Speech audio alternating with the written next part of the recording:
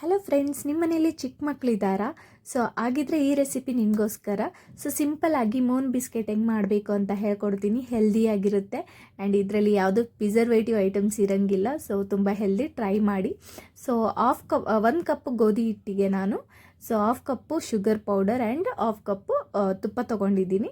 ಅದನ್ನು ಚೆನ್ನಾಗಿ ಕಲಿಸ್ಕೊಳ್ಳಿ. ನಿಮ್ಗೆ ಆಗ್ತಾ ಇಲ್ಲ ಕಲಸೋಕ್ಕೆ ಅಂತಂದರೆ 2 ಟೇಬಲ್ ಸ್ಪೂನು ವಾಟರ್ ಹಾಕ್ಕೊಳ್ಳಿ. ವಾಟರ್ ಹಾಕ್ಕೊಂಡು ಕಲಿಸ್ಕೊಳ್ಳಿ. ಸೊ ಚೆನ್ನಾಗಿ ಈ ಥರ ಚಪಾತಿ ಟೈಪ್ ಮಾಡಿ ಸಣ್ಣದೇ ಯಾವುದಾದ್ರೂ ಡಕನ್ ಇದ್ದರೆ ಮೂನ್ ಶೇಪಲ್ಲಿ ಕೊಡಿ. ಅದನ್ನು ಒಂದು 5 ನಿಮಿಷ ಬೇಯಿಸಿ. ಸೊ ಅದಾದಮೇಲೆ ಒಂದು 5 ನಿಮಿಷ ಆದಮೇಲೆ ಅದನ್ನು ಬಿಸ್ಕೆಟ್ಸ್ನ ಹಿಂಗೆ ತಿರ್ಗಾಕಿ. ಸೊ ತಿರ್ಗಾಕಿದ ಮೇಲೆ ಮತ್ತೆ ಒಂದು 5 ನಿಮಿಷ ಬೇಯಿಸಿಬಿಡಿ. ಅದಾದಮೇಲೆ ಒಂದು 15 to 20 ಮಿನಿಟ್ಸ್ ಬಿಡಿ ಕೋಲ್ಡ್ ಆಗೋಕ್ಕೆ. ಸೊ ತಣ್ಣಗಾದ್ಮೇಲೆ ಅದು ಆಲ್ಮೋಸ್ಟ್ ಕ್ರಿಸ್ಪಿ ಆಗಿರುತ್ತೆ. ಬಿಸಿ ಬಿಸಿ ಇದ್ದಾಗ ಅದು ಮೆತ್ತಗೆ ಅನಿಸುತ್ತೆ. ಸೊ ಅದು ಫುಲ್ಲು ತಣ್ಣಗಾದ್ಮೇಲೆ ಕ್ರಿಸ್ಪಿ ಚೆನ್ನಾಗಿರುತ್ತೆ. ಹೆಲ್ದಿ ಕೂಡ ಚಿಕ್ಕ ಮಕ್ಕಳಿಗೆ. ಟ್ರೈ ಮಾಡಿ. Thank you.